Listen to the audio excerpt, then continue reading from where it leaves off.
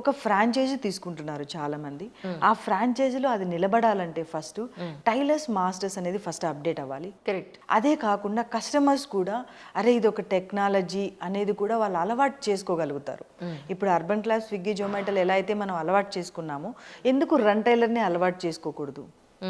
ఎందుకు ఈ ఇండస్ట్రీని మనం చేంజ్ చేయకూడదు? True. Actually to be frank, మొన్న అంటే సర్వెంట్ ఇంట్లో ఉన్నా వాళ్ళు బాత్రూమ్ టాప్ టు బాటమ్ మనం అనుకున్నట్టుగా వాళ్ళు క్లీన్ చేయరు. yes. బట్ ఎస్పెషలీ అర్బన్ క్లాప్లో వాళ్ళు వచ్చినప్పుడు చిన్న మైన్యూట్ థింగ్ కూడా చాలా క్లీన్గా పెట్టేస్తారు వాళ్ళు. ఒకవేళ మీరు నెగిటివ్ రివ్యూ ఇచ్చారనుకోండి, మీకు వెంటనే కస్టమర్ సపోర్ట్ నుంచి కాల్ వస్తుంది, వాట్ హ్యాపెండ్ మ్యామ్, ఏమైంది అని.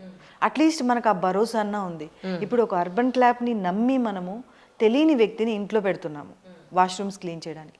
అలా రన్ టైలర్ని నమ్మి ఒక టైలర్ ఇంట్లో వస్తున్నాడు, రైట్? ఒక డిజైనర్ ఇంటికి వెళ్ళి మెజర్మెంట్స్ తీసుకుంటుంది.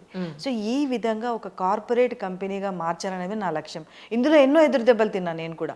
ఎందుకంటే చాలా మందికి ఫస్ట్ కాన్సెప్ట్ అర్థం కాక, టెక్నాలజీని అడాప్ట్ చేసుకోలేక ఎన్నో ఇయర్స్ నుంచి కూరుకుపోయింది ఇండస్ట్రీ.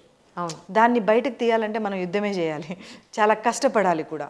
సో అలా ఎన్నో నెగిటివ్స్, ఎదురు దెబ్బలు ఇవన్నీ ఎదుర్కొన్న తర్వాత ఇప్పుడు మనము ఫుల్ ఫ్లెడ్జ్డ్ టెక్నాలజీతో స్ట్రాంగ్ అయ్యాం.